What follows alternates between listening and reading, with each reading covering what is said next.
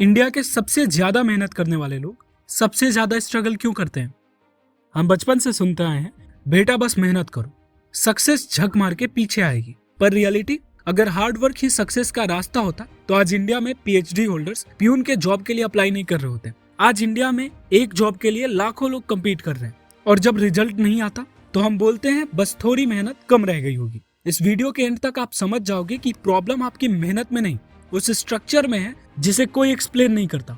Welcome to the system nobody explains.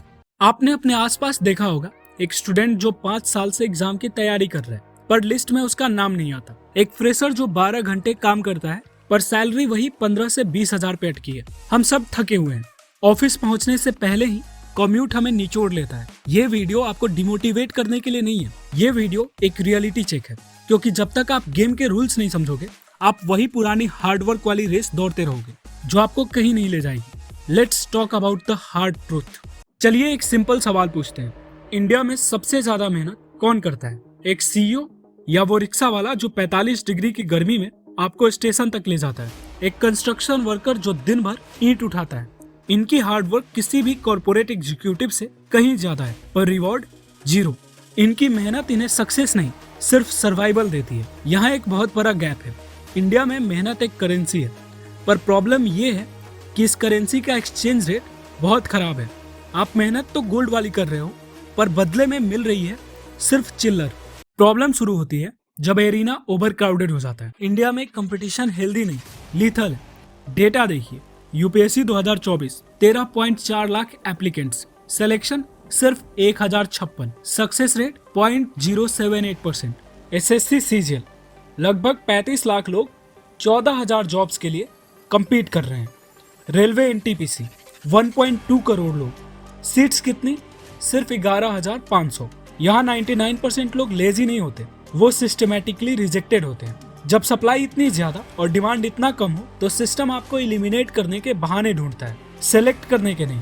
अब एक ऐसी बात जो सुनने में मजाक लगती है पर है बहुत दर्दनाक। राजस्थान में प्यून रिक्रूटमेंट हुई, पोस्ट्स थी 18,000 के आसपास, एप्लीकेंट्स 24 लाख। और शॉकिंग बात ये थी कि इनमें से 60% ग्रेजुएट्स और पोस्ट ग्रेजुएट्स थे, इंजीनियर्स, एमबीए ग्रेजुएट्स और पीएचडी होल्डर्स एक प्यून की नौकरी के लिए लाइन में लगे थे। क्यों? क्योंकि एक सरकारी प्यून की salary around 30,000 rupees plus job security होती है। वहीं प्राइवेट सेक्टर में एक फ्रेशर को 8 से 12,000 रुपए मिलते हैं बिना किसी सेफ्टी के। ये डिग्निटी का क्राइसिस नहीं है दोस्तों, ये सर्वाइवल का मैथ्स है। जब बेसिक डिग्निटी ही इतनी महंगी हो जाए तो इंसान अपने सपने बेचने पे मजबूर हो जाता है। हमारे देश में डिग्री एक ऑब्सेशन है, पर क्या वो डिग्री आपको जॉब रेडी बनाती है? मर्सल मेटल की 2025 की रिपोर्ट कहती है कि इंडिया में सिर्फ 42.6% ग्रेजुएट्स एम्प्लॉयबल हैं। इंजीनियर्स की हालत और बुरी है, सिर्फ 20% लोग इंडस्ट्री के लायक हैं और एआईएमएल जैसे मॉडर्न स्किल्स में सिर्फ 2.5%। कॉलेज के 4 साल हम वही पुराना रट्टा सिस्टम पढ़ते हैं जिसका मार्केट से कोई लेना देना नहीं है। डिग्री सिर्फ एक गेट पास है पर गेट के अंदर का गेम बिल्कुल अलग है। पुराने जमाने में लीनियर एफर्ट, स्कूल फिर कॉलेज फिर जॉब चलता था। आज एक्सपोनेंशियल रिवॉर्ड्स सिर्फ उन्हें मिलते हैं जिनके पास हाई लेवरेज स्किल्स हैं।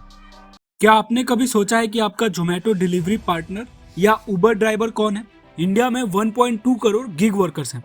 इनमें से हजारों बीएससी, बीटेक और मास्टर्स कर चुके हैं। एक ग्रेजुएट इंजीनियर जब नौकरी नहीं पाता तो वो बाइक उठाता है और डिलीवरी शुरू कर देता है। वो महीने का 20-22 हजार रुपए कमा लेता है, जो शायद एक फ्रेशर इंजीनियर की सैलरी से ज्यादा है।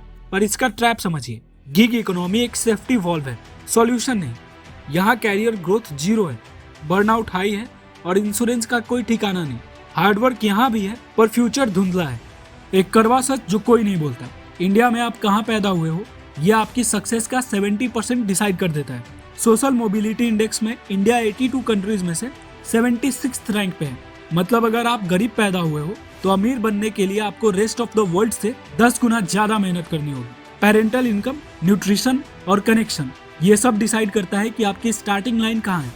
रिच क्लास का बंदा अगर फेल होता है तो वो रिट्राई कर सकता है, पर एक मिडिल क्लास घर का लड़का अगर फेल होता है तो पूरा परिवार डेट ट्रैप में फंस जाता है। इंडिया में मेरिट रेस तो है पर स्टार्टिंग लाइन सबके लिए अलग है।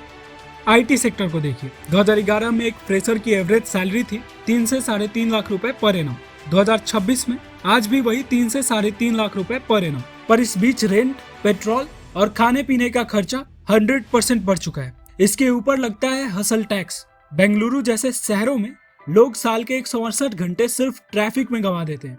2-3 घंटे का डेली कम्यूट आपकी मेंटल हेल्थ और प्रोडक्टिविटी को खत्म कर देता है। वैल्यूएबल सिर्फ पैसा नहीं होता, वैल्यूएबल आपका टाइम भी होता है। पर आज का सिस्टम आपका टाइम बहुत सस्ते में खरीद रहा है। तो क्या उम्मीद खत्म हो गई है? बिल्कुल नहीं। प्रॉब्लम हम लोग नहीं है, प्रॉब्लम ये स्ट्रक्चर है। पुराना फॉर्मूला था हार्डवर्क इक्वल्स टू सक्सेस। नया फॉर्मूला है hard work plus right direction into leverage equals to success. Abraham Lincoln ने एक बार कहा था, give me 6 hours to chop down a tree and I will spend the 4 hours sharpening the axe. इसका मतलब ये नहीं है कि मेहनत छोड़ दो, इसका मतलब है कि मेहनत उस जगह करो जहां उसका आउटपुट 10x हो।